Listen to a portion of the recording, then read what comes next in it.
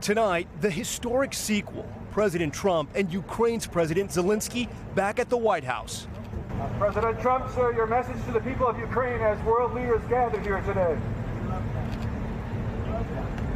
Part of President Trump's push for a peace deal in Ukraine. Zelenskyy, this time in a black suit, again in the Oval Office, both leaders striking a much friendlier tone. It's an honor to have the president of Ukraine with us. Thank you very much for your efforts, personal efforts to stop killings and stop this war. Far different from the Oval Office blow-up from a few months ago.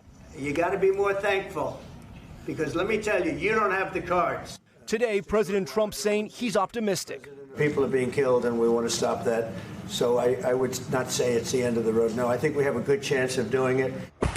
But there's been little sign of progress. Russia controls 20% of Ukraine and wants to keep that and more as a condition to end the war, while Zelenskyy says Ukraine won't cede territory.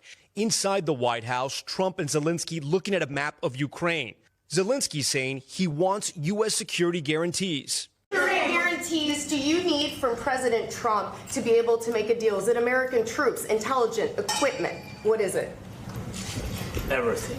Ukraine also demanding the children, families, and prisoners of war taken by Russia be released. And I was very thankful to your wife again, Mr. President, for the letter about our abducted children. And I hope that really it can be a historic role for the people to bring kids back.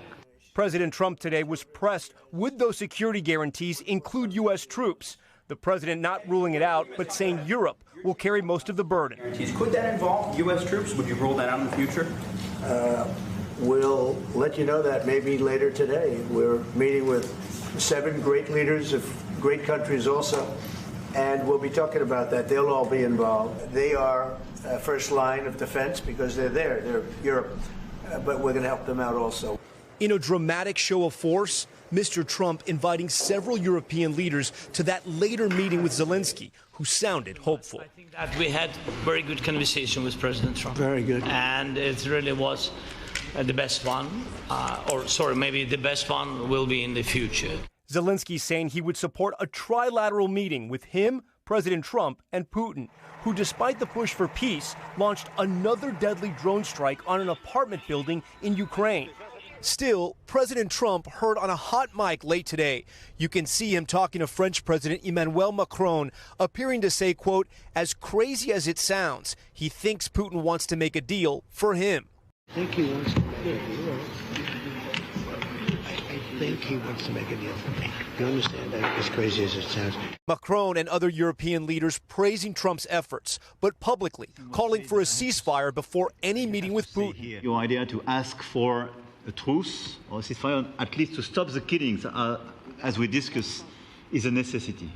But after his Alaska summit with Putin failed to produce a ceasefire, President Trump saying he did not think it was necessary. I don't think you need a ceasefire. I like the concept of a ceasefire for one reason, because you'd stop killing people immediately.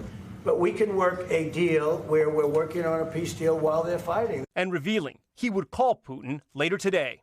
We're going to have a phone call right after these meetings today. And we may or may not have a trilat. If we don't have a trilat, then the fighting continues. And if we do, we have a good chance. I think if we have a trilat, there's a good chance of maybe ending it. We thank you for watching. And remember, stay updated on breaking news and top stories on the NBC News app or watch live on our YouTube channel.